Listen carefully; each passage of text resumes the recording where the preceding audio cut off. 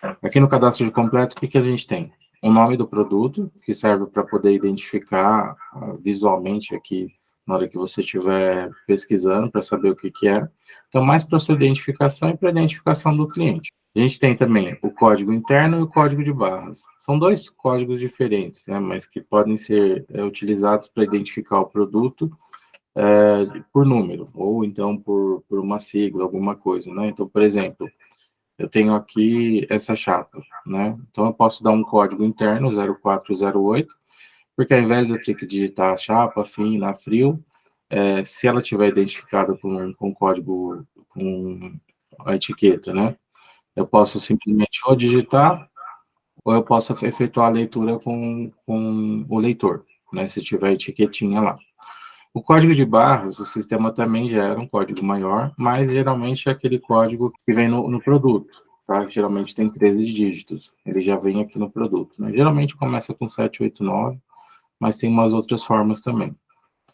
Aqui em categorias, ele serve para quê? Para a gente, a categoria serve para a gente depois fazer indicadores ou aplicar algum filtro, por exemplo, a gente precisa fazer uma ação total nos produtos. A gente consegue pegar e fazer né, colocando a categoria, a gente consegue criar uma separação por produto, para depois gerar um indicador de, por exemplo, qual categoria a gente está mais vendendo. A subcategoria é a mesma coisa, tá? Uma categoria dentro da subcategoria, e aí a gente consegue também separar, né? Então, por exemplo, aqui eu poderia digitar uma aqui, chapa fina, eu poderia digitar aqui que é uma chapa, né? E aí aqui eu poderia na subcategoria colocar chapa fina. Então, assim, pode ter o nome que for aqui, mas eu consigo associar depois, né, para eu faço um filtro. O que é chapa fina? Aí eu tenho uma relação de todos esses produtos. Aqui a gente também consegue cadastrar o fornecedor, tá? Para a gente saber quem é que está fornecendo determinados produtos, né? Então, assim, pode ser diversos fornecedores para o mesmo produto. É só você selecionar da lista.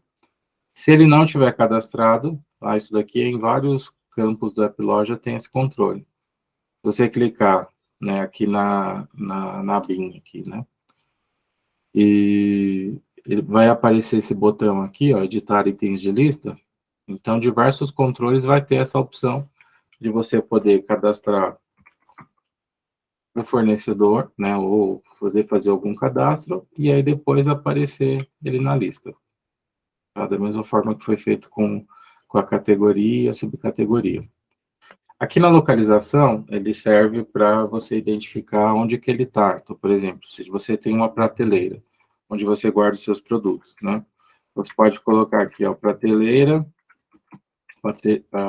1, e aí, por exemplo, se você tiver vários biombos lá dentro, então você pode identificar. Aqui na marca, a mesma coisa, serve para você fazer indicador depois, né? Ver qual marca você está mais vendendo, por exemplo. Né?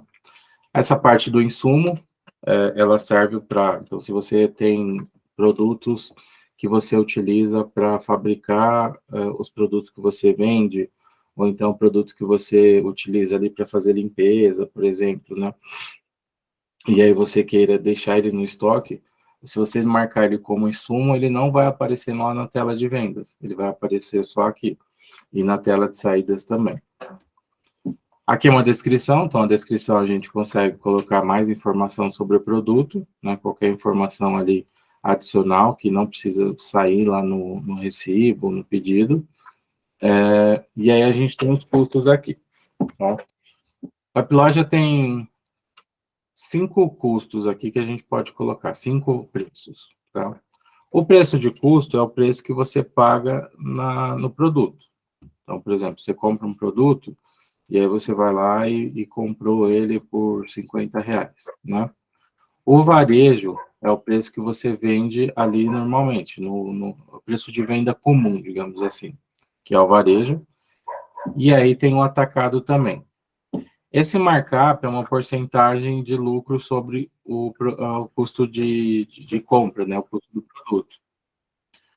Então, aqui, você pode pegar o markup e aí você altera. Então, por exemplo, eu quero ter 100% de lucro em cima do custo. Você coloca aqui 100%, ele já vai calcular aqui o valor de varejo. Tá? Só o valor de varejo, não calcula o valor de atacado. Tá? E ele só vai fazer isso se tiver essa opção marcada, atualização automática de preço. Se você deixar desmarcada, você vai alterar aqui e não vai acontecer nada, né? Mas se você deixar marcada, ele vai fazer aqui toda vez que você digitar, ele vai, né? Você digitou aqui o custo, aí ele já vai calcular o valor de varejo. Também tem outras na lista de preço aqui, né? O preço varejo a prazo e preço atacado a prazo. Tem esses nomes, mas você pode utilizar para outras finalidades também, né? Não necessariamente o que está definido aqui. Aí aqui a gente já vai para o controle de estoque, né? Então a gente tem um controle que aqui é o máximo, o quanto eu posso comprar no máximo para ter estoque, para a gente poder limitar, e o mínimo. Tá? Então eu precisaria ter, digamos aqui, no mínimo 20.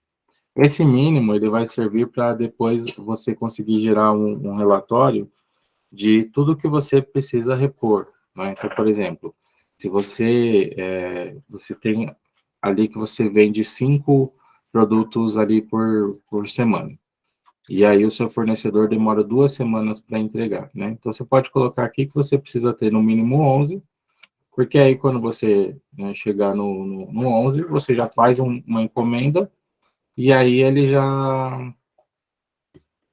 e aí vai dar tempo de chegar para você não ficar desabastecido, né? Vai ter aqui o preço, então, o estoque atual, né, que é o estoque que você tem realmente, né? Então, aqui a gente consegue colocar, né, qual que é o estoque que a gente tem lá daquele produto.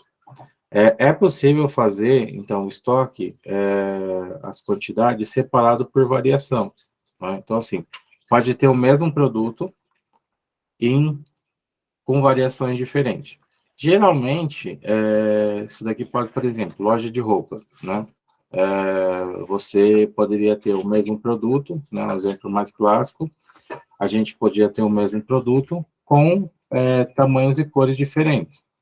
Então, por exemplo, vou cadastrar uma calça aqui, né? Vou cadastrar uma calça. Aí, aqui na variação, eu posso ter várias cores, né, daquela calça, e vários tamanhos também. Então, por exemplo, eu posso pegar aqui e ter o tamanho 40, tamanho 42, né? E aí eu posso ter vários produtos, né, com cores e tamanhos diferentes, tá? Aqui a gente pode gerar um código de barras para cada variação, tá? Isso daí auxilia, porque na hora que você for fazer a venda, se você digitar esse código de barras, né, ou efetuar a leitura com o leitor, ele já vai identificar a variação, né, o produto e a variação. Você não vai precisar ficar escolhendo. Se não tiver isso daqui, você vai digitar e aí ele vai abrir uma tela perguntando qual variação que você está vendendo, né? Da mesma forma aqui, tem o código do produto para diferenciado, né? E também pode ter valores diferenciados, valor de a prazo, validade, custo, né, atacado, e também pode ter uma localização diferente. Tá? Aí depois, né, aqui nessa tela, a gente tem o histórico de entradas e saídas, tudo que a gente vendeu, fez compra, deu saída, ordem de serviço, né, toda a movimentação do produto vai aparecer aqui, vai ser listadas aqui. E, por fim, os dados fiscais, tá? Que esses dados fiscais, eles servem só para emissão da nota fiscal, tá? Para emissão da nota fiscal, a única coisa que é obrigatória é esse NCM aqui, tá? O restante aqui é opcional, né? Você pode utilizar de acordo com a necessidade.